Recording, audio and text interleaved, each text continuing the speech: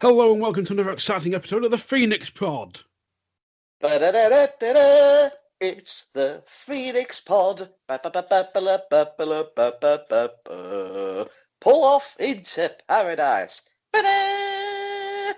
It makes a return, ladies and gentlemen. It makes a return because And I didn't ruin it this week.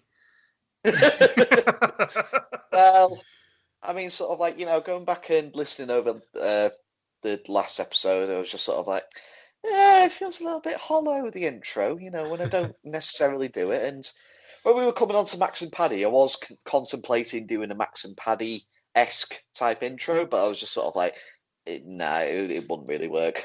No, it's a little. I mean, I could probably make it work in some facet, but yeah, fuck it, it's too much work. Too much work. I'm a lazy sod, so you're stuck. You're stuck with you're stuck with something that isn't broken. Yeah, I agree. It wasn't the same, and I apologise for almost ruining it. Well, I want to move out some last shit house. But yes, of course, I am your host, AXC, joined once again by a man who is half a man. Ooh. No, I didn't get it. I've got a delay, clearly. Yeah. I've got an audible delay. I have talk internet. What can I say? He's stupid.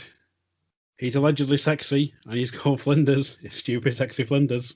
Yeah, it's stupid, sexy Flinders, and currently wearing a retro Blackpool shirt, which I'm currently sat in a bit of a questionable situation here because the man behind you is wearing nothing at all. Yeah, the man behind nothing you. At all. Nothing at all. Yeah, he's wearing a sort of like is it pink? Sort of like pink, sort of. I don't really know. I wasn't particularly looking when I was watching back on this episode, to be honest with you. I mean, if you were taking particular note of what colour speedos he was wearing, that's entirely up to you. I can't help it. I'm Sam Gronin. Part of the local DNA, I'm afraid. And the other voice you can hear, he is, of course, our resident Stowaway. His teeth aren't underwater this week, thank God. It's the Stowaway, Lewis Ogden.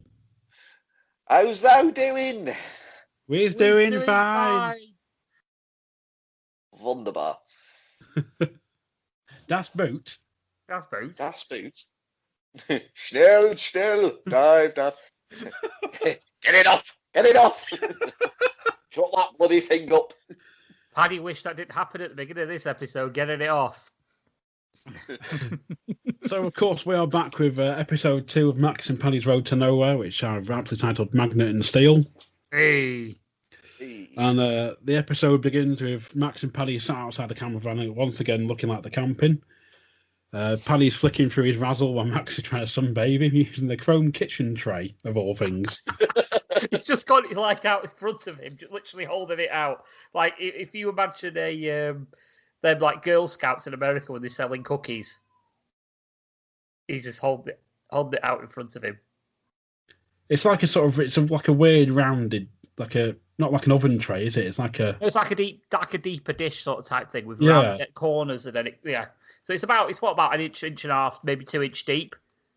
Probably. It's just lying there, and it's like shiny silver. He's like reflecting as much sunlight into his face as he possibly can. I got big nostalgic vibes off of this because they're in the car park of a Safeway. Oh yes, I remember Safeway. Safeway, fucking hell! Like I used to say, I've literally just down the road where there's a great big massive cooperative of fish and chips and sort of like the general practice, all sort of like in one complex. That's where my Safeway used to be, and I just have like so many nostalgic memories of going in there as a kid because it was literally a stone's throw away from my nan and granddad's. So I remember Safeway in Blackpool, but I can't quite remember picture exactly where it was. I want to say it was near Food Giant, but it wasn't. That was a giant co-op, wasn't it? No, I think it was originally, Food Giant became Safeway. If I remember rightly. and then it became it was Summerfield. I believe it was a Summerfield. Or was it? No, it was Quick Save. It became a massive Quick Save. And then it shut down. I think it came. I don't know. This is like proper local Blackpool shit. Because everyone fondly seems to remember the food giants in Blackpool. Yeah. So. Yeah, I can't remember where it was, but all I've noticed from like a bit of research, Safeway got taken over by Morrison's in 2004, and then they were either rebranded or sold off in 2005, and then the brand disappeared. Yeah. But it sort of made a comeback on packaging as like the Safeway range or something in Morrison's. So it's not completely dead, but but it is though. Let's be honest. Yeah. It is. So Paddy's flicking through his magazine. We see an advert stating "hard cash for hardcore. Men wanted for hardcore adult films. Earn from £250 a day. Do you have what it takes?" Yeah, it's copy of Razzle from the last episode, and at the bottom of the advertisement, there's like a little phone number. It's like call Dougie on like this particular number, and I'm pretty sure this is in reference to Peter Kay's stand-up to the warden in his nana's warden controlled flat in Bolton. He's sort of like he's the voice on the other end of this sort of like the red rope with the orange plastic triangle on it. And Peter Kay always refers to him as being 14 mile away doing a word search.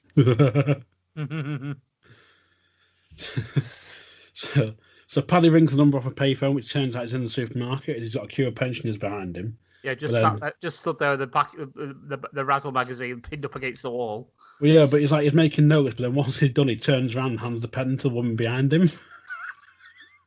It's her reaction's amazing. Like, oh, thanks. It's like, thanks for that, love, cheers. And the woman's like, not a problem, young man. What video are you doing later? I might buy that later. So we see a street which is evidently Manchester, as you can tell by the architecture, and we get Paddy doing the "I'm evidently chewing gum" bit. Oh yeah, walking through the streets dressed as a cowboy, complete with cowboy hat, tassel jacket, and neckerchief. And then as he approaches this rough-looking doorway next to some sort of pawn shop, he gets like his name, like Paddy O'Shea, which is like apparently the first time you hear his full name. So then he goes in and he's sat waiting as we get Ron Jeremy lookalike who appears. Oh, the building's which is evidently. Oh yeah, the building's a shithole, but they've evidently gone for like. The police said like, oh, we need like a seedy looking guy for this bit. It needs to look like Ron Jeremy. Why? It's a porno bit, isn't it? That's evidently the look they've gone for. So he calls him through and gives Paddy some purple hot pants and says the rest of your costume's hung up. The cast's in there and I'm going to get the camera set up. But it's the way Paddy is just like 10-4. Yeah. Oh, he's looking down below. It's like, hey, cock, come on, don't let me down. The next thing you see, the doors burst open and he's dressed in his full outfit. You know, Charlie in the chocolate factory. Right then, who's first?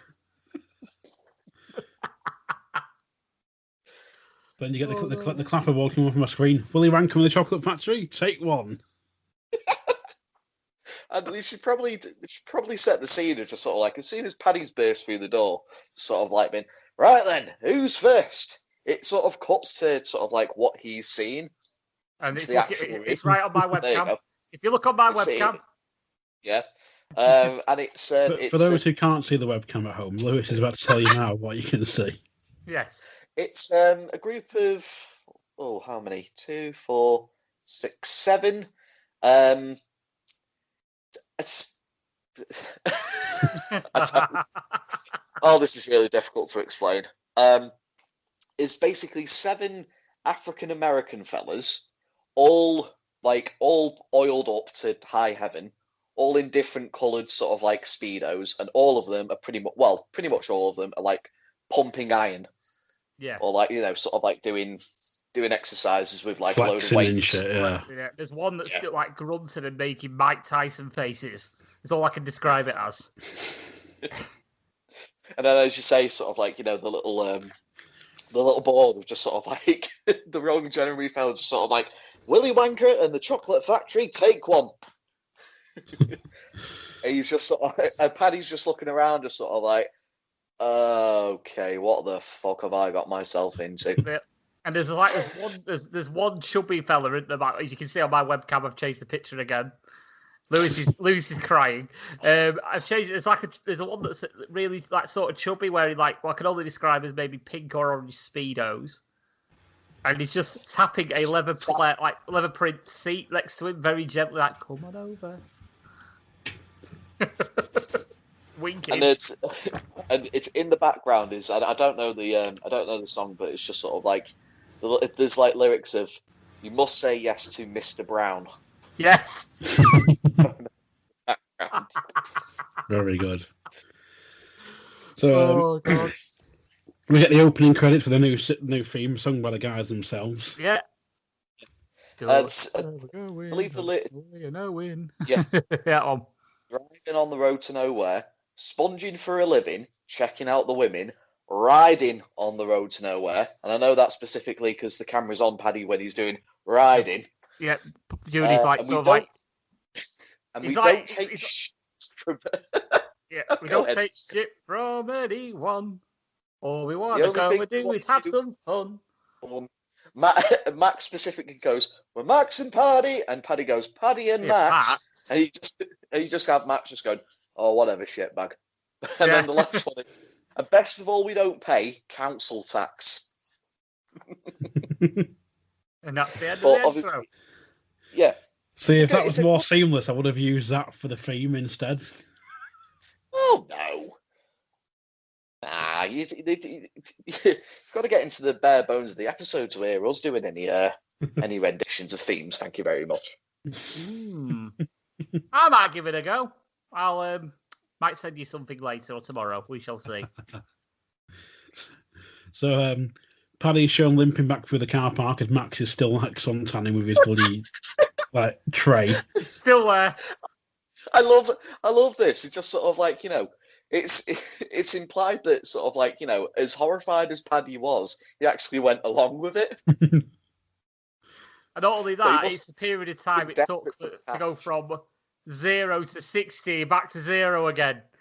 It's like, in all the time he's taken that Max has sat there sunbathing with a bleeding baking tray in front of him, Paddy's gone into Safeway, rang up about this porn video, booked to go in and actually do the video, travel there, do said video, and come back, and Max has been still there baking.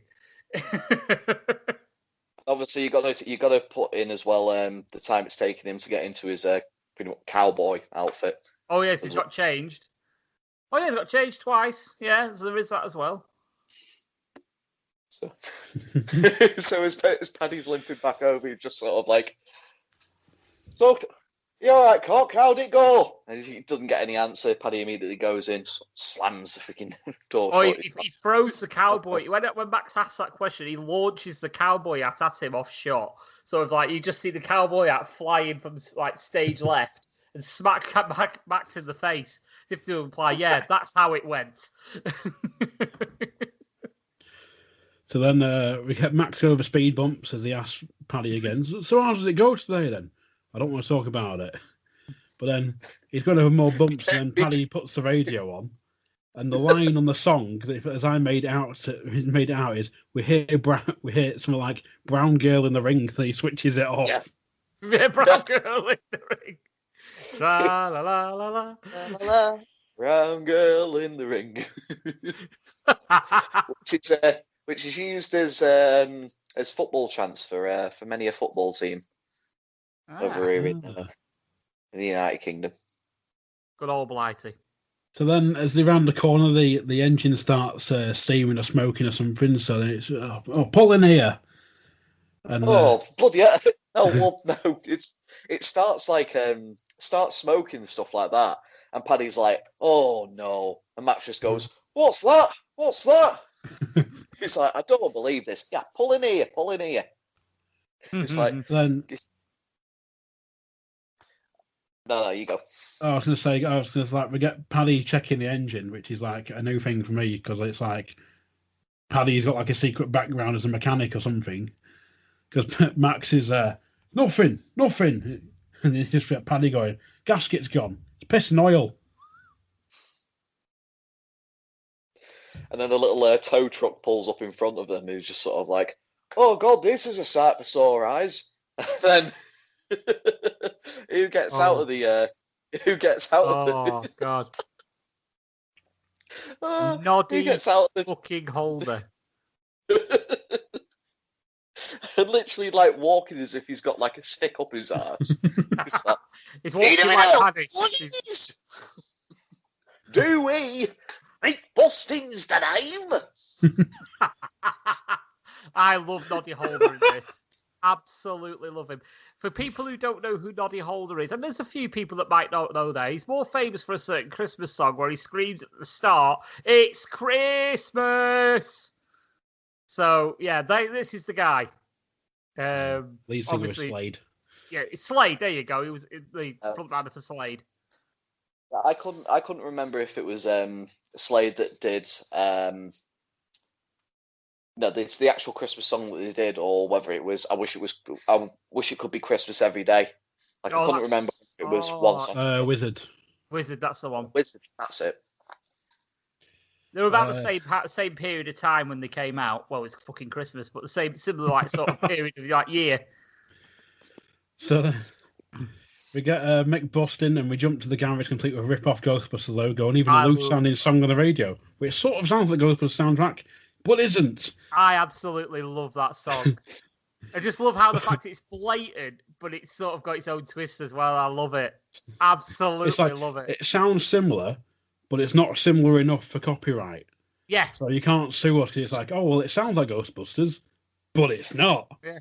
Yeah, it's a lot like the Mission Impossible rip-off from last episode, where instead of being like da da da da da da, it's doon doo doo doo doon doon doo doo. Yeah. So they change it enough. So this Ghostbusters one, the normal episode, the Ghostbusters normal one is like but it's like it's like that, isn't it? It's sort of different. Yeah. But as we get Max, it's like, well, and Mick just looks at him. There's shit in your carburetor. There's shit in your carburetor. It's the way he says it. The way he screws his face up as well. The way he says it. Which I think is in reference to another Northern stand-up comic.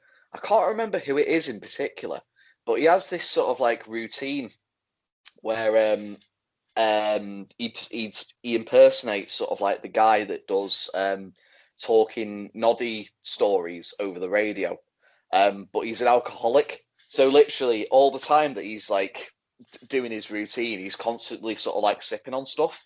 So I'll have to link it to you, or I'll have to like send you the link to it. It's like properly really funny because it's literally just a case of morning kids, noddy time. What's Noddy going to be doing today? Well, he's getting up, going for a wash in the bathroom. Can you hear him? Can you hear him putting water in the basin? It's obviously like pouring himself a drink. It's sort of like pouring himself a drink, having a sip of it. It's like Noddy's got a big sink, hasn't he? Pours a little bit more, has another drink, and then he just literally just goes, "Sod it, I'll have a bath," and pours a little bit more. But it's the entire routine, and throughout the routine, the narrator gets slightly more drunker. I think I remember this one now. It's a guy with like, I can't remember his name, but I can picture I've seen the bit before. He's got like, he's on like Jungle or something where he's got like a suitcase, and he has all these little bottles, and it's like there's a little bottle of Jack and stuff, and he's like, oh well, this one, it's my friend, and all this sort of thing. He's like, what's that? You feel? He's like, you need to go to the toilet, okay? And just like opens it and necks it. It's like just weird things like that. It's a brilliant bit. The very next bit for it is just sort of like going. Then he goes downstairs for his breakfast, and he accidentally sort of like clinks the glass up against the bottle that he's drinking from. So to cover it, he just goes, "Oh, there's the milkman."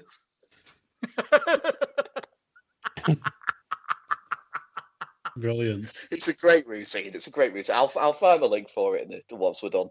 Please, that So sounds then, amazing. But we get so Paddy goes on to ask, "Is the gasket piss and oil?" Yep. What did I tell you? As then we get the line of, "She's been screwed. I'll tell you that for free," which is another line sort of from a reference from, I think, Live at Bolton Albert Halls, where Peter Kay says about lines that people say that don't really make sense. I'll tell you that. I'll tell you this for free. So go on, tell me. Sort of thing. Yeah, I remember that line. Because I'll tell you this for free. And it's like, oh, for free, is it? But then it's like, can you fix it? We're busy. Leave it with me. I'll get stuck up this afternoon. And they're walking out of the garage, and Paddy's like, "Well, what are we going to do now?" Max goes, "Well, technically, Patrick, we're homeless." It's like, we should spend the afternoon in the countryside, go for a little bit of a walk. And Paddy goes, I'd rather spend that time in a brothel." And Max is just sort of like, "No, you're not. Hang on 1 second, I'll go get me shorts." And Paddy's like, "Oh no, please not the cream-coloured hot pants." But it's that thing again with this bit where Max is like, "Oh, we should go into the countryside for a bit of a walk." Yeah, chewing away. Chewing away at his imaginary gum. So then we get a shot of a train pulling away from a station as Max is doing star jumps and Paddy is staring at him like he's mad. And they appear to be in Middlewood. Whee! Exotic Middlewood. As then we get beautiful Patrick. Ream it in, son. You can't buy this. And Paddy looks at the sign and he's just sort of like, Middlewood? Middlewood? We're in the middle of a wood. It's like, no, we're not. We're in God's back garden. Then Paddy says the random line of, "I'm going to go and wake Joe up here." Yeah, I was wondering that. It's like, is that a reference to something? Like, is that slang for a timetable? I have no idea. I don't know. Like, he's like browsing at train time. He's like, "That's the last one. We've missed it. Like, the next one's not due till morning." What time? What time? 07:13 in the AM. What's all that about? And Max just goes, "Thatcher's Britain." There's only one thing for it then. Yeah. We've got to walk. We'll have to ramble. Let's get rid of the ramble. Let's get ready to walk. Let's get rid of the ramble. Whoa, let's get ready to walk. And Paddy's like, "You enjoying this, aren't you?" He's like, "Oh yes. Oh yes." He's like going off.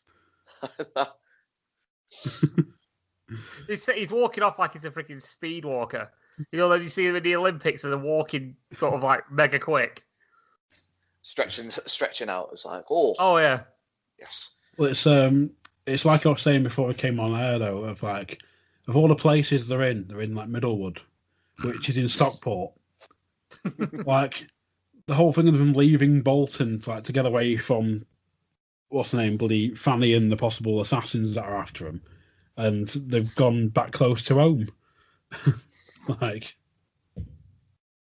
Well, you saw the size of the guy they tried to kill. He's not exactly running far, is he? Oh yeah. But... so then we're getting walking through a forest area. It seems to be playing like Guess the TV theme, which seems to be like a bit of like a thing of Peter Kay, because I know there's an episode of Jonathan Ross he's on, where he's like, "Oh, I love TV themes, me," and that, especially from the 80s and 90s. And he's like, Jonathan Ross is like, "Oh well, we've got like a selection here if you want to like listen to them." And so, "Oh yeah, I'll talk you through them and that." And he plays some really obscure ones. And he's like, that's not MASH, everyone knows that. And he's like 18. He plays one, it's like Miami Vice. And he plays this other one, and he's like, "Oh, I don't know that one." And he goes, Jonathan Ross goes, "Oh, it's Triangle." Goes, "Triangle? That's not Triangle." So yeah, it's been referenced that they've been walking through the woods for about 2 hours, and as I say, they're doing the Guess the Theme tune game, and Paddy starts like doing the tune of the A-Team, and sort of like Max clocks on sort of like halfway through, it's like joins in. It's like, yeah, oh yes, A-Team. Tell you what, I tell you which one I love. it was like Mad Dog Manson or something like that. I can't quite remember. MacDog McGraw or something like that. I think it's Hannibal, but it's the way he puts the thing on the H. And he goes, Hannibal. Oh, right. And I tried doing it when I was watching it, and I was like coughing my guts up. Going, how the fuck's he do that? Like, it's very reminiscent. It's sort of like last episode where he goes high of hobbies, high of interests. Yeah. Sort of like done in the same vein. So then Paddy mentions he likes B.A. Baracus. B.A. Baracus, which was Mr. T's character. Yeah, and they play out the tricking of Mr. T getting on a plane. So like they mimic it. Hey, B.A., drink this milk. I ain't getting on no plane, fool. I ain't getting on no plane. It's like, drink this milk. Drink this milk.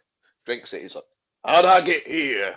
And then this next little bit is used for so many stuff. If you like follow like Max and Paddy quotes or like Phoenix Knights quotes on like Twitter or Facebook, and this particular next line is my favourite for it. Is just sort of like when the early kickoff lets you down on your accumulator, because Max just goes every week.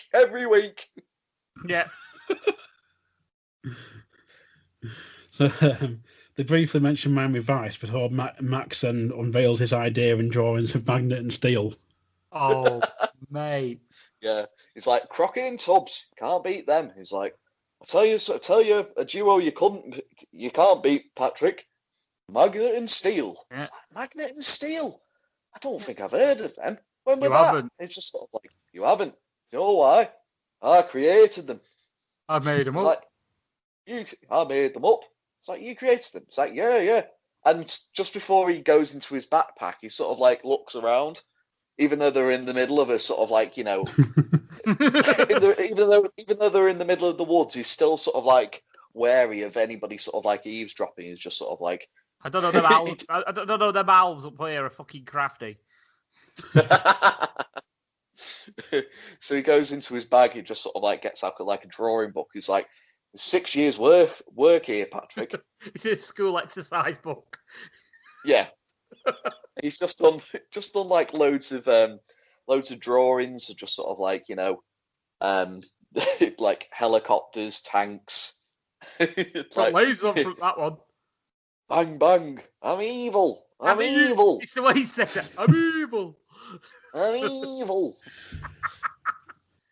Yeah, so the drawings are pretty much very childlike. They look like they've been done more in crayon than, because he mentions a felt tip in a bit. Yeah, he does. But it's like Paddy's looking baffled. He flicks a page. He's like, there you are. That's them there. That's Frank Magnet and Tony Steele. Are they Chinese? No, I only had a red. I only had a yellow felt tip. Yeah. He's just sort of like going. He's going through sort of like all the weapons that they have. There's like gun there, a sword there. It's X-ray vision glasses there. He makes them in his laboratory. He's like, does he?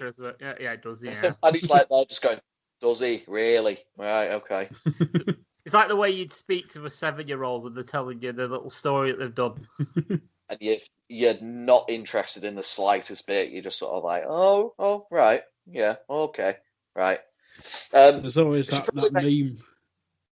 I was going to say just before your thingy. There's always that meme that I see where it's like, it says that when I think it's like a customer service, that when you're working customer service and someone walks in prepared to tell your life story, it's a picture of I think Simon from In Between. It says lovely, which has happened to me numerous times. Like standing there trying to do my job or whatever, and it's like someone walks in and goes to tell me the full like the life story. It's like, great, cheers.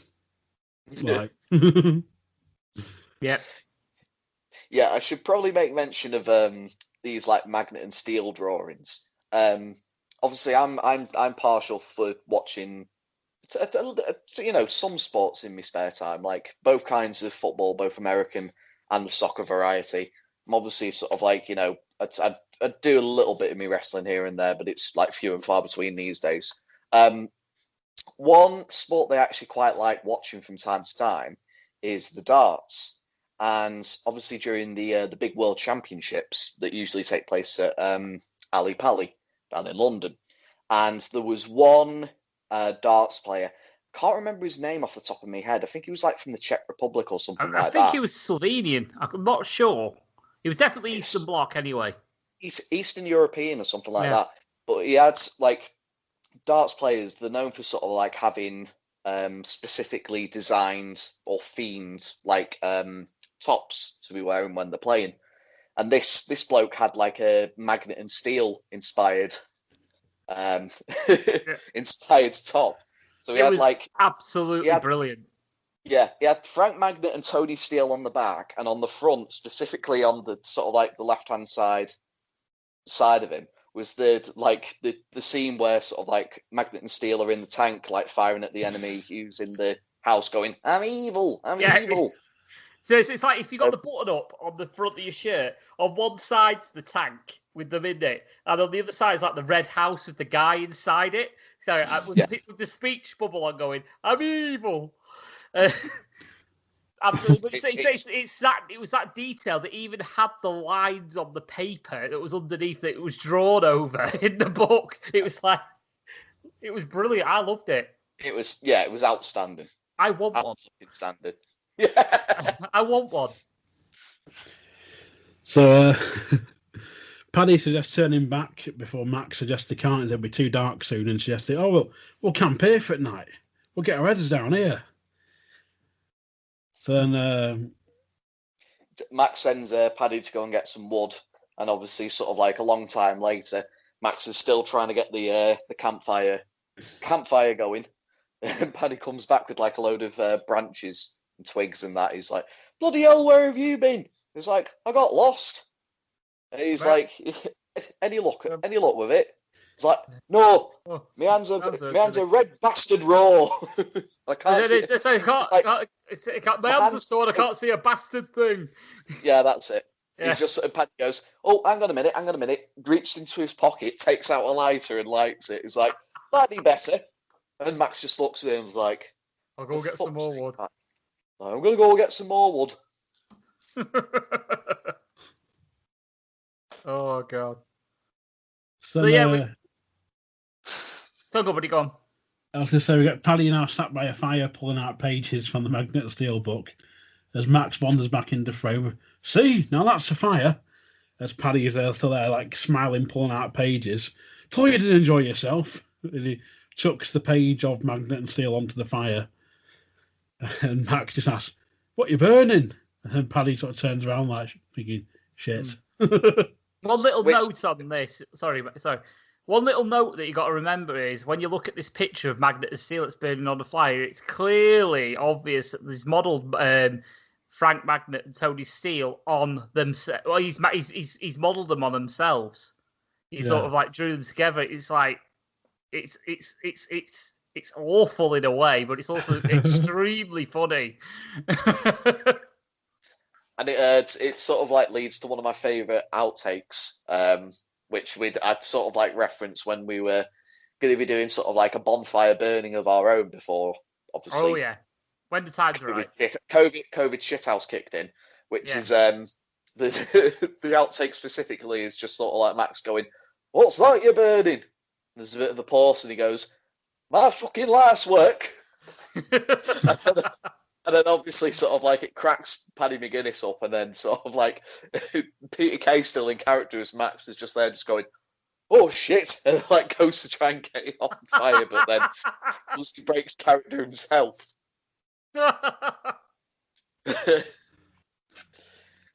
And that's the end of part one. Yeah. Ba-da-da-da, There was quite a bit happened in that first half. Quite an eventful one, yeah. Yeah. I think this episode is actually relatively eventful. Let's be honest. It is. We're going to go on to it now, but it's like there's a lot of, £2 of bologna in a £1 bag. That's all I'm going to say. Oh. So the second half opens up as sort of like both Max and Paddy are either side of the fire burning, sort of like laying down, and like Max is dabbing his legs with sort of like what seems to be like a leaf or something. He's just there going, "Can't believe you burnt me drawings." He's like, "I'm sorry." sorry, I didn't think they meant that much to you. And Max is like, yeah, well, you better sleep with one eye open tonight. All right, son. And then there's another little pause, and he goes, stinging bloody nettles. He's like, I told you not to wear them shorts. Well, I didn't know we were going to be sleeping out here, did I? Hey, smart ass. And Paddy goes, all right. Keep your shorts on. So then Paddy tries, Paddy's like, oh, I'm hungry. You hungry? I'm not speaking to you. But then Paddy tries to will him. Paddy tries to will him into conversation, like, but if you could have anything right now, it'd be your favourite. Chicken Kiev, chips, beans, and a fried egg. But it's more just Max's reaction from him. He just sort of is there, just like leaning on his side, just. Yeah, you know what? Yeah, mate, why not? Yeah. There's a particular way that Paddy-McGuinness pronounces chicken Kiev. He almost puts like an extra sh on it, so it's chicken Kiev. Yeah. I don't know if you guys notice here as well, but like Max's face is like a bit red. So I don't know if it's like whether that's from him tanning or whatever all day or however long it took. It must be. I mean, I was going to say it before. There's a joke missed there where when Paddy comes back from doing his shoot, Max's face should have been bright fucking red. So then Paddy goes on about being bought for the trees by two naked women, but then Max says, And I mean naked. Naked. Here's your main course. Here's your dessert. Ding dang do. It's like, what kind of dessert? And Paddy's just sort of like going, whatever you desire, and just sort of like winks at Max. He's like, Max, after a little bit of a pause, goes, can I have Angel Delight? And he's like, it's like, you can have whatever you like. I once dated a woman after she had a chicken Kiev. She stunk. Binned her off after that. Sort of like he looks at the side like blasés, and yeah, you would, wouldn't you? And as Max said, he's like, have you no respect for women, Patrick? And Paddy's like, no, I don't, because women only want one thing, everything.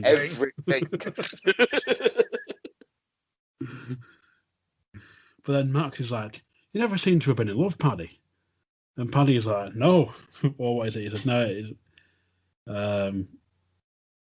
It says like no, but he like grabs his nuts and he's like, yeah. Oh, it's like Max is just sort of like, you've never been in love, have you, Patrick? You haven't had that feeling down there, and sort of like points to his stomach, and Paddy just goes, I've had the feeling down here, and sort of like grabs at his junk. He's like, yeah.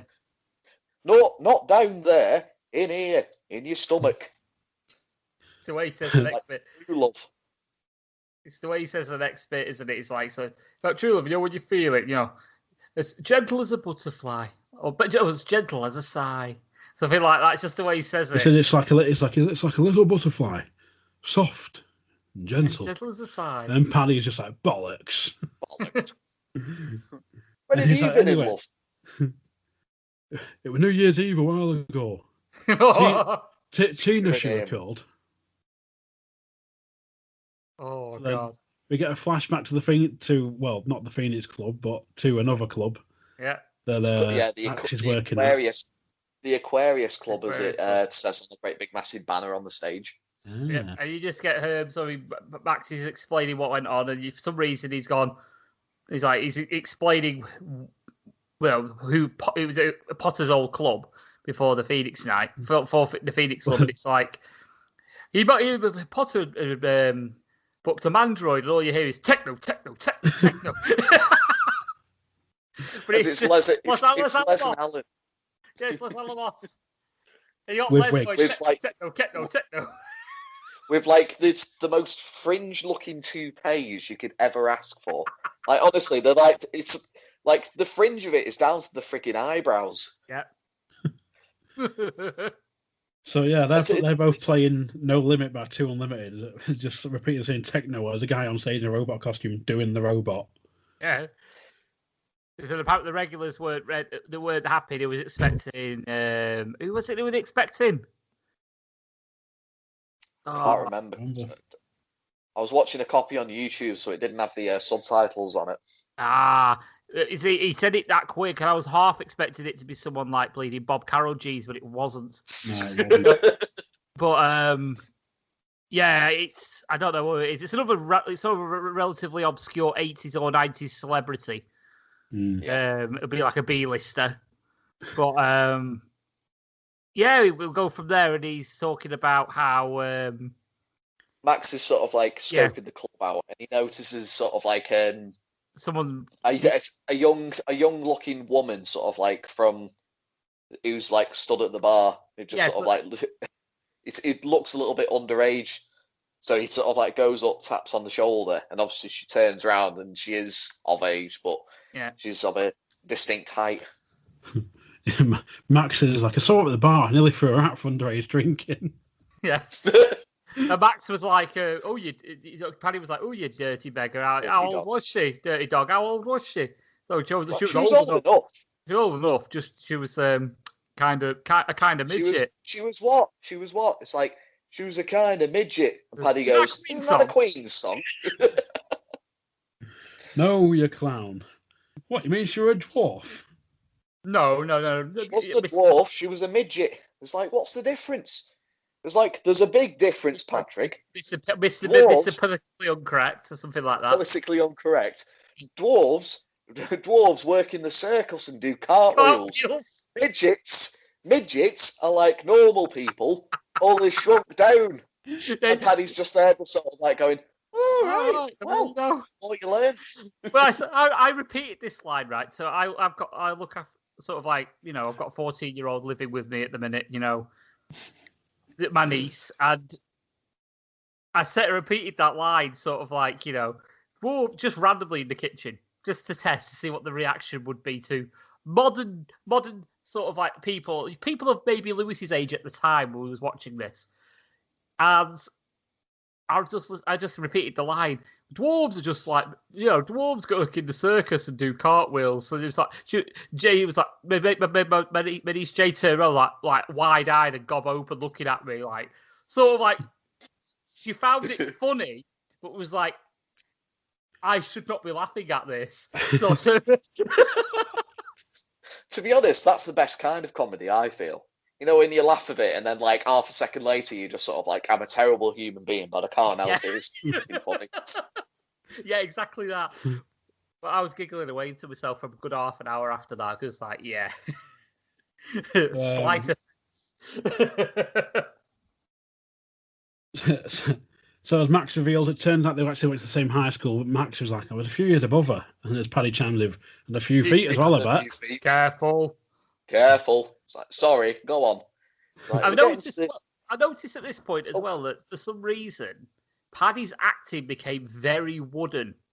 It was like he was just reading, if you noticed. Because a lot of this scene doesn't really involve Paddy that much. It's sort of like the odd one-liner. Yeah. So if you notice, Paddy's like, he's very, very wooden at this point. Which is the only little drawback I've got really from this bit. But saying that, there wasn't much for Paddy McGuinness to do at this point. So, you could have been lying on the ground for God knows how long doing these scenes. Because obviously, Peter Kay could obviously have made quite a few mistakes. We don't know that. And he could have been lying on the Bleeding Forest floor for 3-4 hours at this point. So, Also, to be honest with you, knowing Peter Kay and the amount of outtakes I've watched of sort of like not only Max and Paddy but Phoenix Nights as well, it can literally just be sort of like a facial expression that Paddy McGuinness can be pulling, and it cracks freaking Peter Kay up. Yeah. He might not intentionally be trying to make him crack up, but that's just one of the things. Just like a little. So I can definitely see this being sort of like, take 25 or whatever, and he's just sort of like got to the stage of, okay, can we just? Okay, I'm sorry. Carry on. Yeah. So Max goes back to telling a story. We're getting to midnight because the drinks are flowing. You know how it is. And they cut back to the Aquarius Club and they're doing sort of like the countdown. So like 5, 4, 3, 2, 1. And obviously there's balloons sort of like above the dance on floor. The ceiling. On the ceiling of the dance floor being held up by this sort of like this net. So the net drops but it's only the net that drops, and then the balloons like So- stick up there. Hold on, before we go on to this next bit, because I think it's fucking brilliant. Who pulls the rope? It's young Kenny. It's Young Kenny. Yeah. young Kenny in sort of like Complete a bowl. fringe wig as well, so he's like that. Yeah. But then we hear, whoa, whoa, whoa, and it's like, Whoa, oh, shit. Whoa, whoa, whoa, whoa, whoa! Hey, I told you, not to put helium in them balloons. You get a big tit. Wait, It's only Brian Potter. It's Brian Potter. This able-bodied. This is pre-bandit accident. Or it's like Pre-flooding. pre being pinned underneath a fruit machine. Yeah. 8,000 casualty. Yeah, he actually sprints onto the stage. He's like, quick, get the nets off. I'm sorry about this, ladies and gentlemen. And just sort of like leaves it. All acquaintance be forgot. It's like he goes back to young Kenny. He's like, shit for brains. I told you not to put helium in those balloons. And everyone's kind of singing along to Still to Old Man Zion while Max and Tina are playing tonsil hockey in the middle of the dance floor. It was our first kiss that night. It's like, and Paddy goes, well, what were it like? And Max goes, little butterfly. He's got a little hand across his stomach, isn't it? Little butterfly. Little butterfly. And Paddy goes, that a nickname? That's where Max is going, thin ice, Patrick, thin ice. And then we started courting after that, as we get a shot of the big one in the background and a shot of the Big Dipper sign at the Pleasure Beach of all places. Hey. I love the music in the background of this. It's just so fitting. So then we see the Max and Tina walking through the park. It's been like followed by it's like a group of kids, and it seems like it's busy. There's like a fish stall guy shouting his wares, but it's meant to me. I don't know if it's just the way the guy does it. He meant to say cockles, and it sounds like he says cockerels. Yeah, I can see it. Because he goes like cockerels, mussels, and he sees like Max and Tina, and there's shrimp. He proper like leads into it, doesn't he? Sort of leads on, gets his hands weight on top of the counter and goes, shrimp! It's the way Max suddenly turns, and Max has got his hand up like that, and he's walking past me. It looks like he's walking towards like some random guy in the crowd. He just backs off a bit. Yeah, because Max on the voiceover is just sort of like, oh, it was horrible, sort of like some of the things that were being said, but there's only certain people you can thump. Was it so many people you can thump? There's only so many people you can thump. It's like, yeah, so many people or certain people, because like, you know, in the whole thing of them like walking through Pleasure Beach, there's like a great big massive group of like teenagers, and they're obviously doing the sort of thing that's like, freaking hell, look at the size of it, you know. Teenagers being the dicks that they are. Oh yeah. And then they're in line to get on the Big Dipper, and the bloke in charge is just sort of like going, no, she's too small. She's too small. She can't ride it. So like after a couple of seconds of arguing, Max just freaking goes up and punches him square in the nose, and then they end up on the front, and he's there just sort of like his nose bleeding with like a hanky there, and both Max and Tina are there just sort of like giving him the knees. Yeah.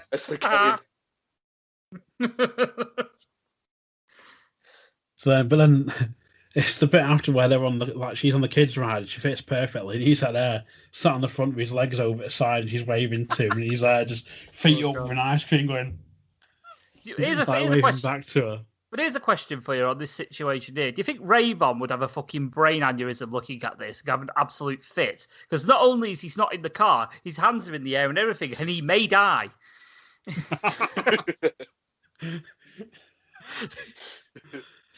I don't think he's that. I don't think Ray Von will be that conscious about health and safety. I think it's literally just there so he can. I think it's literally just sort of like a spiel so he can have an excuse to say shabba. Yeah, possibly. In all honesty. Possibly. So then, but we're back at the fire, and Max is like, "Oh, I sympathise with the Crankies." He's like, by the end of it all, I'd had it up to here. And then Paddy's like, "Don't you mean here?" It's sort of like.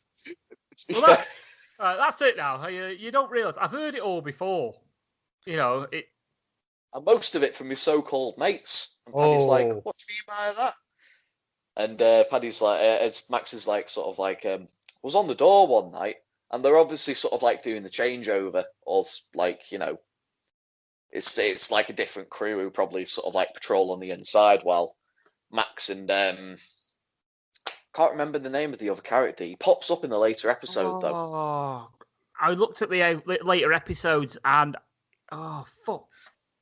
Is it his mate from the finale? Yes. Yeah. It is, but I can't remember his name. Carry on, and I'll tell you. But he shouts 180, doesn't he, in a minute? Well, yeah, because they're sort of like, they're going, "You all right, Max? You all right?" And the topic gets on to sort of like, you know, the significant others, and they sort of like go to one of the bouncers called Tony, and it's sort of like, "You dating that Caroline Flanagan or whatever?" It's like, yeah, I am. I'm coursing her. It's like, friggin' hell, you shouldn't be coursing her. You should see more pricks than the second-hand dartboard. That girl. He's just sort of like, 180. Yeah. But then like Tony goes, "Well, you can talk. You know, at least I'm not shagging one of the borrowers." Yeah. It's like, where is your Tiny Tina Thumbelina? And it's like, where is she? She'll still be at home trying to reach the door handle to get struggling to get out. Yeah, she wanted to come out, but she couldn't reach the handle or something like that. Yeah, some of these are horrible. Have you heard she bought a book recently, How to Make Yourself Taller? She stood on it. I said that one, by the way, as well. But I also said there's this one. It says, I heard that she was in the Olympics. Compact discus thrower. Yeah. I think it's the bald-headed bouncer who's sort of like, I heard she was she tried out for the Olympics, and Max is just sort of like there, like throughout the whole of like them throwing insults to Tina, he's been very, you know, chuckling, but sort of like that awkward chuckle. Yeah, like you got to like save face in front of your mate, sort of thing. But he's like, I really don't like this. Yeah, he's sort of like, go on, compact disc thrower. Yeah, she got the short jump. She got bronze in the short jump. And it cuts back to the fire scene, and Paddy's like, bloody hell, Max, why didn't you stop them? It's like, I wanted to. I really did, but you know how it is. And Paddy goes, it's a good job Tina didn't hear you.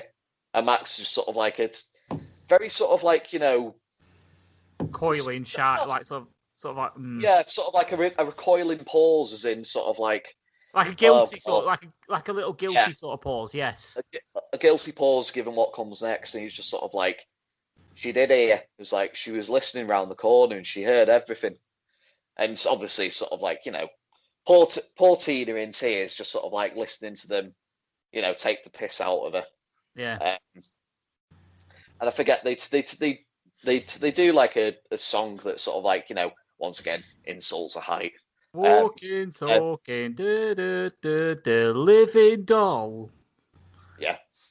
But basically, it's a song taking the piss out of how short she is. You know, it's. Yeah. And so obviously she goes off in more floods of tears, and Tony eventually just goes, "Hey Max, I bet she climbs up on you," and then Max just freaking rears back with his headbutt. No, no, it was more offensive than that. He said, "Hey Max, I bet she goes up on you." It's like, you know. Yeah, it was. Yeah, it's like, I bet she goes up on you, and Max just headbutts and goes, "Too far, Tony."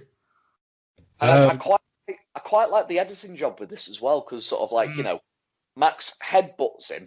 That's obviously past Max, headbutts him, puts his finger up, is just sort of like, "Too far, Tony." And in the middle of delivering that line, they sort of like cut to nowadays Max telling the story by the campfire. I agree. That was a little bit of editing. I agree. That was absolutely brilliant. The doorman Paddy, sorry, not Paddy, Max is stood with is Billy.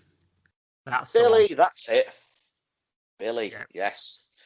And Max is just sort of like, "I've had enough." And then just sort of like, "Well, what happened after that?" It's like, "When I got back to me mum's, she'd already been round with a letter." It's like, saying what? It's like basically saying it were over. It's like, she thought I were different than everybody else, but it turns out I was just the same.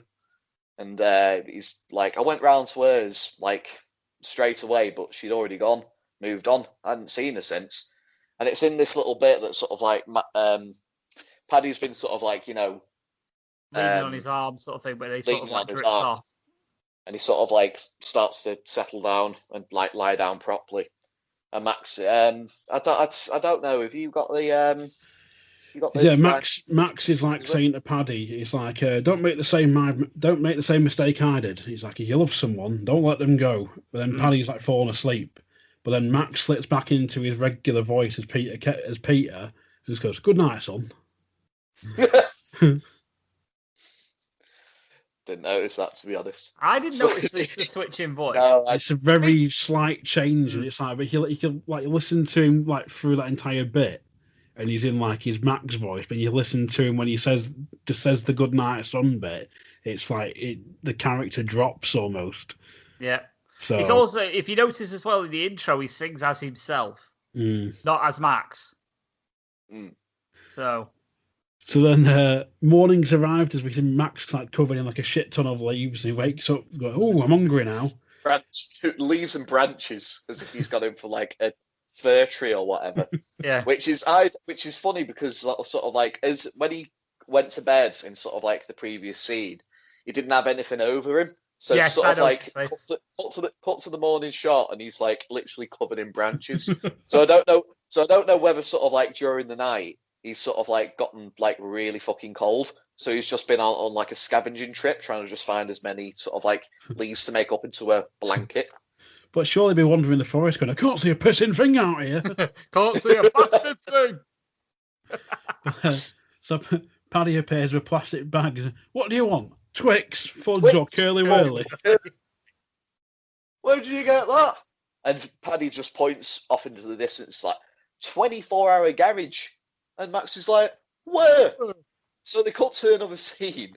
They're obviously making they get to the edge of sort of like this wooded area with this like stone wall, and they're literally just sort of like in like must be like spitting distance of like 24-hour garage, a travel lodge, and Max is just there, just going, "I don't believe this."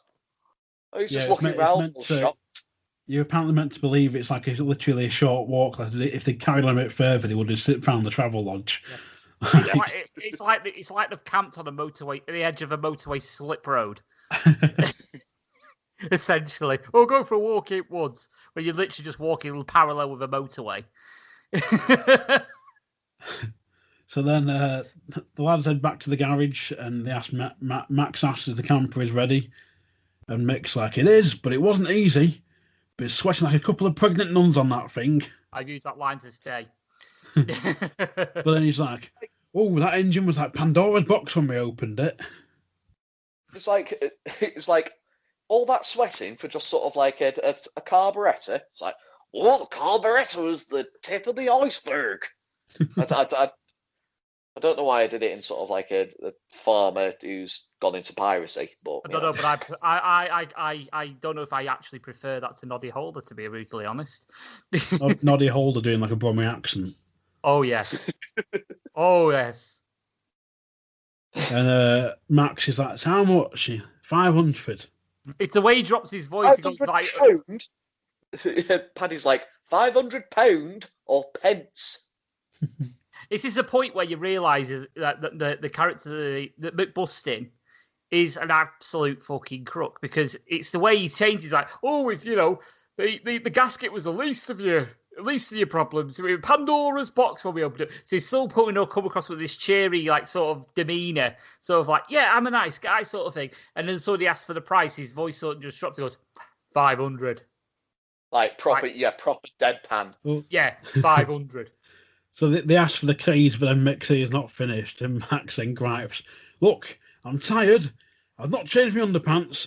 If you don't give us some keys, I'll do some busting myself." And then Paddy follows up with, yeah. I'll do your dentist a favour and not them bastards out." And he taps on his teeth. He proper taps on Mick Bustin's face. Yeah, Mick Bustin's teeth. He does, and he so sells much so that he can hear him sort of like tapping his teeth. He sells it. Have you ever watched the episode of The Simpsons where Bart has got to get rid of Santa's little helper, and he throws the frisbee and it just smashes Santa's little helper in the face. Dunk. Yeah. Noddy Holder sells it like Santa's little helper sells that that frisbee. But it's the he gets his back up, his fellow mechanics. So he just goes, Les! Dennis! Which is in reference to the former presenter of Family Fortunes, which is the UK's version of Family Feud. Yes, it's hosted by someone else. Well, it was hosted by somebody else. It's actually on the commentary for one of these episodes, Vernon Kay, and now it's for some reason it's Gino DiCampo. And funny enough, it's shit now. But Les Dennis just suddenly appear. One of them's got a wrench, one of them's got a lump hammer. Well, there's also, if you listen in the background of this scene, you hear that sort of loose, like it's Ghostbusters, but it's not Ghostbusters theme again. Yeah, that's playing over the whole scene. And they're obviously sort of like big burly and sort of like towering shit houses. So they're sort of like, all right, I'll see how it is. We'll be back. And they turn to go in. It says prison rules, doesn't he? He's like, I get it. Prison rules. Yeah. And they just sort of like, Max is there just going, we'll be back. It turns to go and sort of turns back again. It's like, we'll be back. And he's like, we're open till 6. But it's a maniacal laugh that he does, because like he does it, and then the guys like Les and Dennis start doing it as well. Yeah. So then Max and Paddy return later after this shot. Max in a camo jacket and black trackies, like doing all sorts of weird little movements and shit. Paddy's just in like black trackies and a black jacket, and he just sort of casually walks up. Yeah, we understand now where the music budget for this episode went. Because this is why we don't have the actual Ghostbusters theme. This is because we get the A-Team theme, the actual A-Team theme. Yeah. Well, it's that and the rip-off Ghostbusters logo of Mick Bustins. I fucking love that. I absolutely love that. It's the sort of like the movement that Max is doing is just sort of like very A-Team-esque. So it's a lot of sort of like, jostling up and down on the spot, sort of like very army-esque. And then obviously you've got like Paddy in tow, hands in his pockets, just sort of like walking casually. It's just sort of like, he wants me to do this, but I'm not doing it. Just casually strolls up. Yeah, Max gets up to the gate and sort of like shakes the padlock and the chain. He just sort of like goes to Patrick and goes, "It's locked." He's like, "You don't say."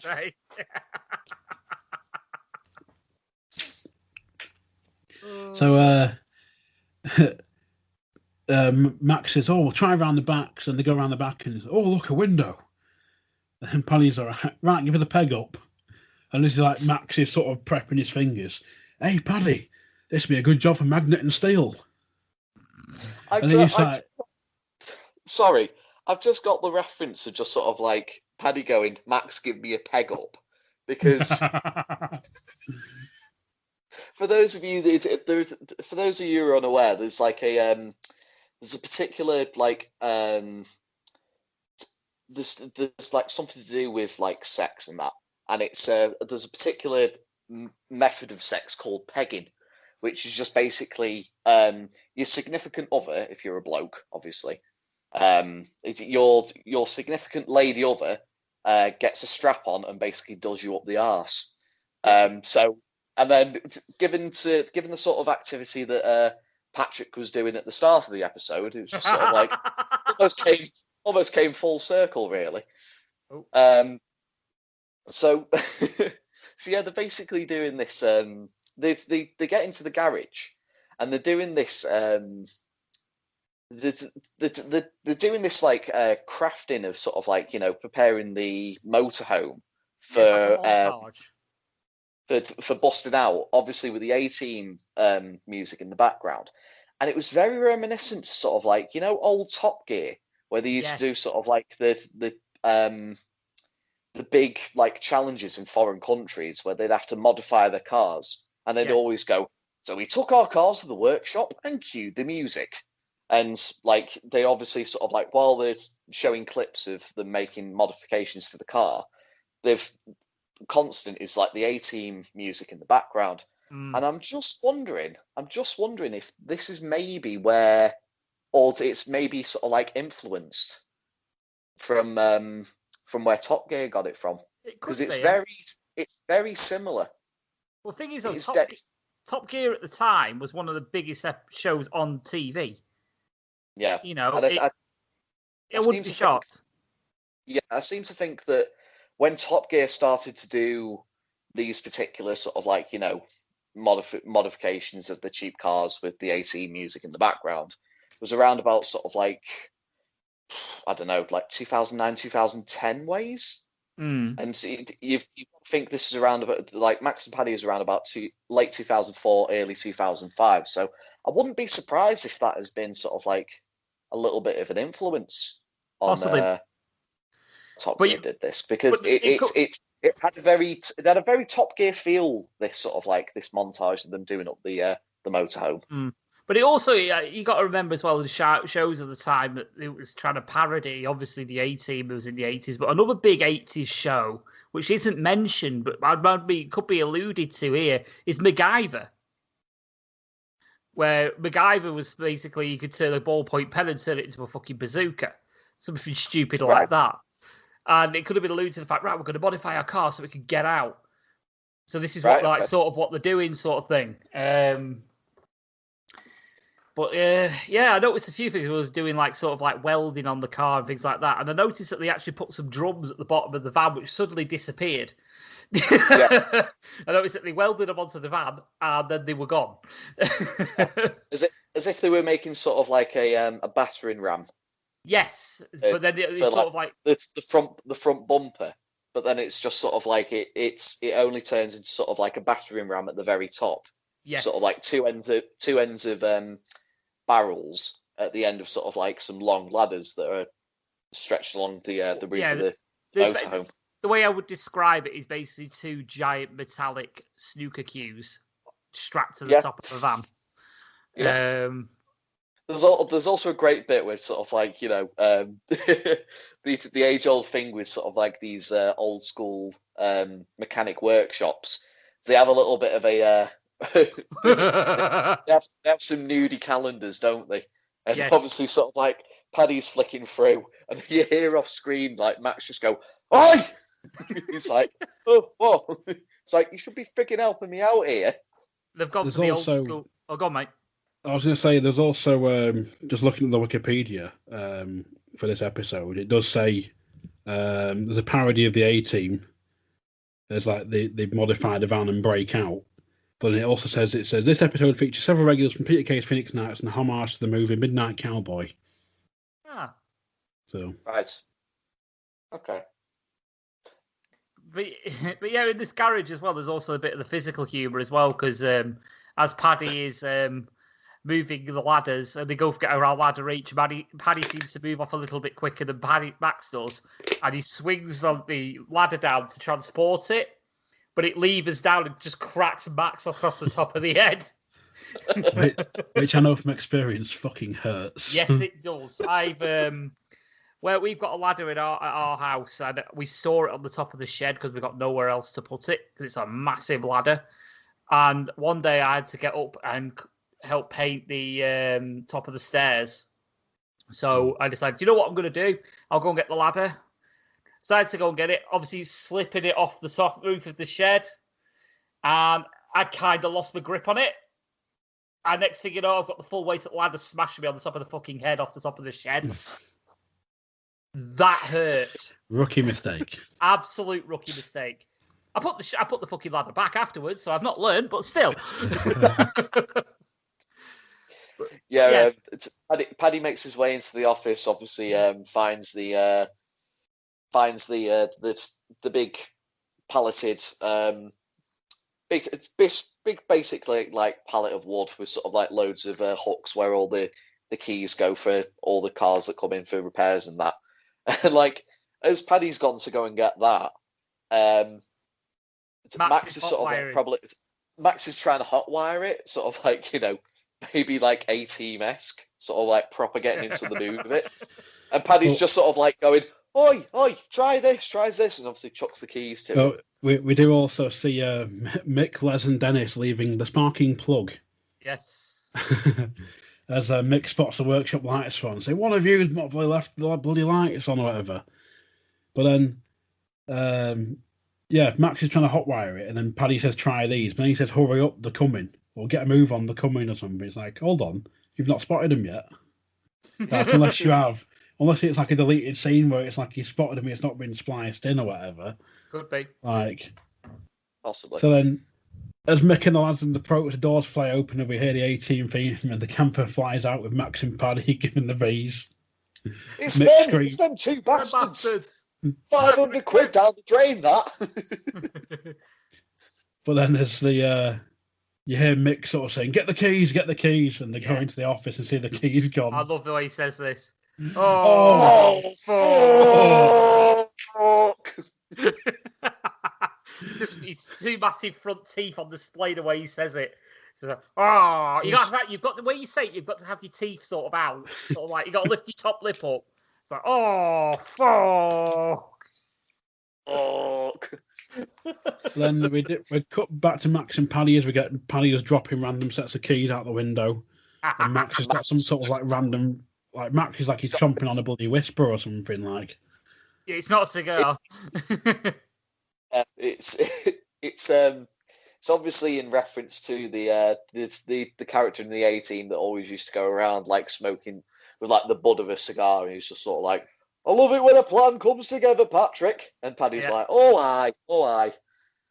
And then they fade to the end credits. Yeah, which is absolute gold. I got to say, this end credits is one of my favourites. I was watching this last night. Now, Mrs. was dozing at this point. I was watching the telly pretty much on my own. And the Mrs. stirred. And I was giggling away like a little schoolgirl at this, laughing my tits off. And the Mrs. was like, what are you laughing at? Now, I don't think she remembers Max and Paddy's Road to Nowhere as well as I do. Or did. But she watched it. And she was smirking away a whole way through the scene. It's absolutely... It's subtle, but brilliant. So as we get the credits rolling, it turns out they're broken down again, and Paddy's like checking the engine, and he's mentioned they've not even changed the gasket. Nope. It's obviously not far after they've left the garage either, because they're still wearing the same outfits that they used to break into the garage. From the application made, it's literally a few miles down, so they've literally got out the town, whatever Mick is, and it's like they've broken down on that junction or whatever. Got on the motorway and like broken down, so they've had to pull into sort of like the lay-by and going into sort of like the emergency orange phones that are at like 2 mile intervals on sort of like every major motorway. He's just sort of like Max is on the phone, just sort of like there, just going, yeah, that's right, love. That's us across the way in the motorhome. Yeah, that's me waving. And it sort of like cuts to the building that he's waving to, and I can't remember what it is. Is it like National Breakdown? It says National Breakdown Call Centre. Yeah. National Breakdown Call Centre. The building's not actually there. It's blatant. It's sort of like CGI'd in. Yeah, it's CGI'd in, definitely. It's absolutely brilliant. He's like, come on, here. It's across the way of the motorway. It's like, yeah, that's me. Love waving. They're right here. And there's a bit of a pause. He's like, you what? An hour? And Paddy goes, bollocks. It's like, what do you mean an hour? It's like, we're over here. We're waving. We're right here. And then what's the ending line? Well, he says, we're here. You can see us. We're broken down. He says, I know we're not members, but come on, love, play the game. Play the game.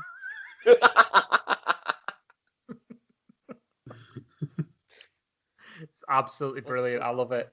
And that's episode 2. That's the end of episode 2. What were you going to say, Lewis? Sorry. I was just going to say, it was like, I'm going to have to start making notes from sort of like next episode onwards, because there's little lines here and there that I keep forgetting, and I need to make note of, because they're just the quality. They're absolutely fucking quality. Oh yeah, there's some absolute humdingers in this episode. Now, I said on the group chat about this episode, it was an interesting episode, and Lewis said he was a little bit nervous. Every time I say this, he's a little bit nervous.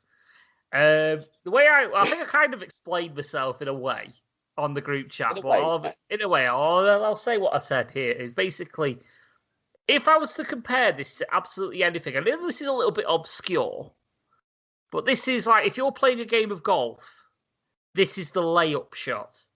This is the shot where you think, I might make the green, but I'll play it safe. Play it just short of the green, and then make sure I can get a decent position to play on the green. What I'm trying to say is this set up a lot of things to go into the rest of the series. This is what this episode was for. It explained the thing about Tina, mostly, more than anything. And the Tina sort of storyline is a big thing in the next few episodes. Yeah, it's the next two, because you could, in theory, call this like episode 1 of the trilogy of episodes of like 2, 3, and 4, because it's sort of like the same continuing sort of like storyline that it's followed. Absolutely. I mean, 5 and 6 is probably standalone, but these 3, I would say, if you start off with this one, really, you owe it to yourself to see at minimum 3 and 4. So it didn't feel 100% complete this episode, but it was a bloody good episode. I genuinely think it was funnier than the first episode as well. In my opinion, it was funnier. It was better. I've always enjoyed the Noddy Holder cameo as well. I thought he was fucking brilliant, and he fit the role perfectly. So I think that was a fantastic bit of casting. But yeah, I thought the backstory for Tina and Max was well played out, and yeah, genuinely enjoyed it. So yeah, I'm sorry I worried you with the word interesting, but that did not mean I didn't enjoy this episode. I thoroughly enjoyed this episode. Well, no, I always sort of like relate this of when you said in the group chat of sort of like talking about like interesting episodes. It's always been a case of when we've been reviewing an episode of that Peter Kay thing. Oh yes. You can understand my concern really when you said, "Oh, it was an interesting episode." This one, I was like, "Oh God, oh dear." Yeah, I remember the Mark Park story. Yeah, the Mark Park story was interesting. If you want to know why it was interesting, if you've just jumped into and found this podcast recently, go back and listen. Why we find this interesting. But yeah, this was interesting for a wholly different reason, because it's like it sets up a lot of stuff without actually fully explaining anything. Like there's a lot more to this Tina story than there is on the surface as to what you've seen now. Because judging by this one episode alone, Tina and Max had sort of like a fleeting relationship and not much happened other than that, and that was the end of it. We'll find out later if that's the case. But like I say, this is very, very, very interesting. And I imagine actually at first viewing, it's sort of like you might have been the thought of the joke was, he dated, who he dated, but it's not the joke. And I like the message as well when it portrays it as well. It's like Peter Kay wanted to portray a message as well. It's like, it's sort of like his. It doesn't really matter what you look like, it's who's inside that matters. Yeah. Sort of thing. Yeah, definitely. Which is true. See, I thought it was sorry, mate, you go. I was going to say, I just sort of my summary of it. Like, I think it was a decent episode to a degree. It's because I sort of forget how funny like Max is like getting into like the whole fit like camping in the woods and that. It's like let's get ready to ramble. I forgot about all that sort of thing. Like I remembered them having like the bit by the campfire where like they're having the chat and that, and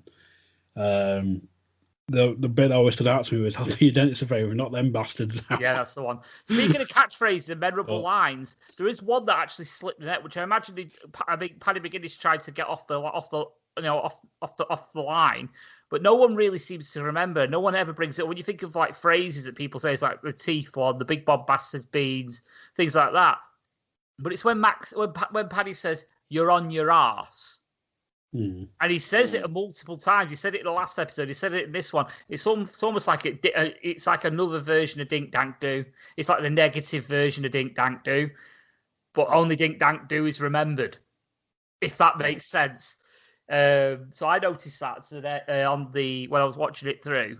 So I was wondering, I could say I don't remember everything when I last watched this because it's been over a decade since I watched it. But does that carry on throughout the rest of the series? So we'll see. See, I had very similar feeling. This episode had like sort of similar vibes to. Do you remember in season 1, episode 4? I think it was Singles Night. Yes. You know when when Brian meets is it Valerie? I think it's Beverly. I think it's Beverly. Beverly. That's it. Beverly. That's it. It was a bit reminiscent of that, of sort of like, being a little bit a cross between sort of like comedy and a little bit of drama involved. But I think this one worked a little bit better because I felt like the drama aspect of it gelled a little bit more with the comedy aspects of the episode. Whereas I think the Singles Night one in Phoenix Nights didn't really gel as well. I think the reason... Sorry, go on, mate. I mean, don't get me wrong. There was like funny bits in that episode, and sort of like the overall story for sort of like the episode was relatively decent. But as I say, I just think this episode of Max and Paddy like had a bit. I felt it gelled a little bit better. Yeah. With sort of like similar themes to that Phoenix Nights episode. Possibly. I've got to be like as you were saying that. I was thinking it might actually be to do with the character involved. What I mean by that is when you see like Brian Potter, he's not exactly the most likable person, is he? You know what I mean? He's very sort of like he's manipulative. He's sort of like he's out to he's out for his own gain, sort of thing. He's sort of like looking out for himself. Whereas you can tell with Max, he's got actually sort of like, even though he's got this posterior of like puffing his chest out and things like that sort of thing, he's actually really, really soft in the middle. Yeah. If I could describe him like the old Dime adverts, he's an armadillo sort of thing. He's hard on the outside, but then soft on the inside. And you get to see that a lot with Max and Paddy's Road to Nowhere, especially with this episode with obviously the backstory with Tina and things like that. So maybe it works better with that because even with the previous episode, you saw obviously the two differences between Paddy and Max, where they picked the two girls up. Paddy couldn't wait to get him, get him into bed, whereas Max was like, "No, I can't do this. I'm going to speak to you. I'm going to, That you could tell that he's not all about what Paddy's all about. They're completely polar opposites when it comes to that sort of thing. So maybe it's because the character's a bit more likable. Perhaps the message is sort of comes across better, and is that might be why maybe because you sort of like can go, oh, I feel sorry for him. Whereas you're like, well, you got what you fucking get. You got what you deserve, didn't you? You know what I mean? It's sort of that way. Yeah, that's probably what it is. And to be honest with you, like even whilst watching Phoenix Nights, I've always had sort of like a soft spot for Max. Yes. Like Max was always like one of my favorite characters in Phoenix Nights, so that's probably why this episode was a lot more effective, at least for me. Yeah, it could be. I agree. 100% agree with that. I mean, he was one of my favourites. I said that while I was watching Phoenix Nights. He was Max and Paddy, two of my favourite characters in that show. Which is why I was a massive fan of Max and Paddy's Road to Nowhere back in the day as well. So, it's it's probably like I say, it's probably because like I say, Max is a lot more of a likable character as compared to Brian Potter. Probably as simple as that. Well, I've got a couple of interesting tidbits for this episode. Well, it's in general, partially this episode to be fair, but then also for Max and Paddy's Road to Nowhere as a show. You mentioned this earlier in the episode, Paul, about Safeway possibly becoming Summerfield. Yes. Which I don't think it did. No, but funnily enough, mentioning Summerfield, when I first started working there in 2004? Possibly. Well, no, 2005 it was actually. It was January 2005. And I had to sit through this bloody training video. And in the training video, it's saying about how because like chip and pin was like the big thing at the time. Like, yeah, you can take it off and pass it to someone if they can't reach or whatever, or if they're in a wheelchair. And they went through this whole thing, like the manager who was showing us, like, I warn you now before I put it on, the acting is very bad. And there's usual thing of like some guy claiming to be drunk, like, I want to buy these. You can't, you've had too much to drink already. I want to buy these. And it's saying, like, do not get aggressive, but it cuts to like the chip and pin bit. And the woman playing the customer for the chip and pin bit is bloody Tina. Ah, Right. But she's in a wheelchair, and it's like this whole thing where she's having to like pass the thing, and I'm sat there watching it, going, "Hold on, she looks familiar." now where have I seen you from? But then the second bit it's on IMDb actually, and it says Peter Kay changed the voice of his character Max for this show. In Phoenix Nights, the character spoke with a much deeper voice. Kay found trying to do this voice would increase the length of time required due to the greater amount of dialogue as the show's star puts tremendous strain on his voice, which then he kept losing. He decided to make Max's voice higher than that in Phoenix Nights and decided not to alter his own Bolton accent to protect his voice. At times, Max speaks in almost the exact same tone of Peter Kay's normal voice due to how close it is to his natural voice. Yep. Well, Lewis noticed that last episode, so well played, sir. Yeah. Well, you were the one that sort of like maybe noticed the odd, like, you know, Peter Kay slipping, up underneath the Max that was Max. So yeah, It's an interesting little tidbit, and like it's nice to know that it hasn't gone unnoticed, and you know there's a reason behind it. I suppose it's that thing though, because we've gone straight from watching Phoenix Nights on to Max and Paddy. It's more noticeable. Whereas if we'd kind of followed the TV route and gone, right, we've done Phoenix Nights, we'll come back in 2 years and do Max and Paddy. Yeah. But it's, it probably wouldn't have been as noticeable, probably. Yeah. But I can understand why he's done it. I mean, I did a cameo on the Gunpowder, Treason, No Plot a few years ago as Steve the Betrayer, but it was obviously, at the time, we called him Super Steve because he transformed into something called the Avatar of Poseidon, which required me to change my voice. I had to try and put this voice on for an hour and a half straight. My throat was dead by the end of it. So I spoke to Cookson about it afterward, more recently as well, over Discord. I was like, when I play Steve the Avatar of Poseidon again, I'm changing his fucking voice. It's going to be something a little bit easier to do. So when they did the 100 episode special, I had to record some lines as Avatar of Poseidon, and my voice was not as gruff as it was. Well, it's sort of similar to when I do sort of like impressions of Macho Man Randy Savage. Like I can only do sort of like little snippets here and there.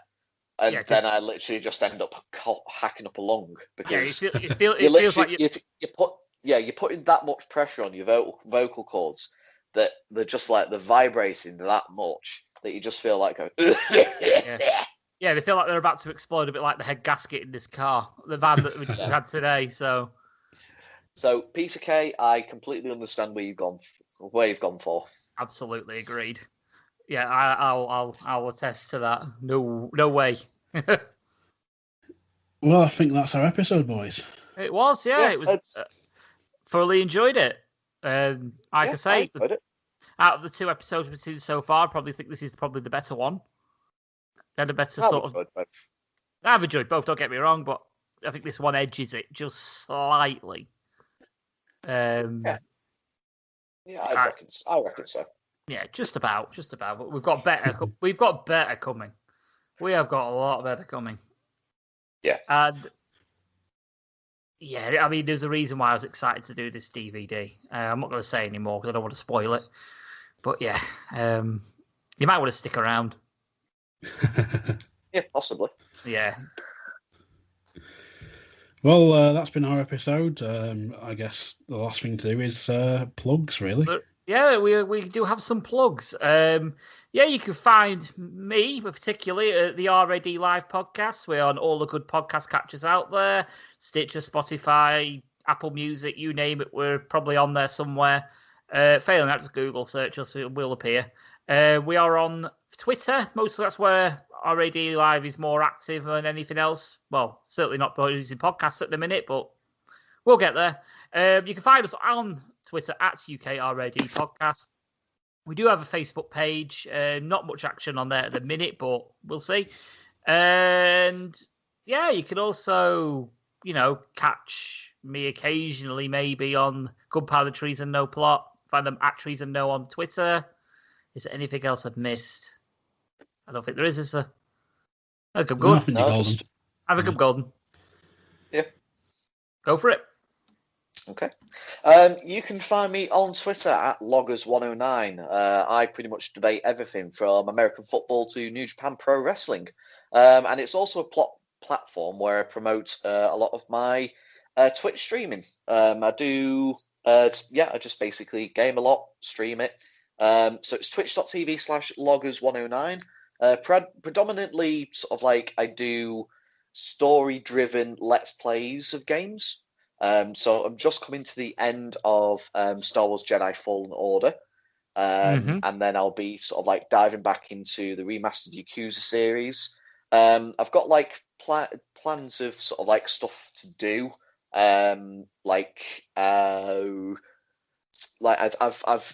I've not played. I've only played sort of like a couple of hours of it, but like Red Dead Redemption 2 is on the list. I'm really wanting to do the Final Fantasy VII remake because the original is lauded as sort of like one of the greatest games of all time, and sort of like the remake has like rave reviews from it, and I really enjoy playing the demo of it.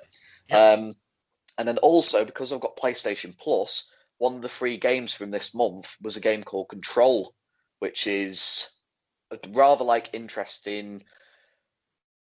It was interesting game, and I've heard it's like another really good one. So all of those plus like all of the Yakuza games I've still yet to play. I've got plenty of material to go through.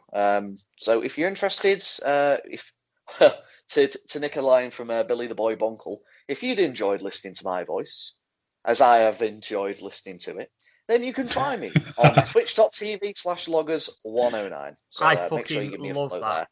I love that. I absolutely love that plug that he does. He sort of switched it up a bit now on the Gunpowder. He sort of like starts off just reading off his own little story that he's sort of like building up, and he's sort of concluded it right now. So I'm just intrigued to hear on Monday where he's gone next. So you make it sound like he'll be sat like bloody Ronnie Corbett on. He'll have his own little like chair, and he'll be sat there like telling a monologue. That just like seems to go nowhere. Yeah, Restus Rogar doing it. Yeah, I can imagine. But yes, you can find the Lost Arts of Podcasting, our main pod, on all good providers. You can find the Phoenix pod on all good providers as well, including Stitcher, Spreaker, Spotify, Apple Podcasts.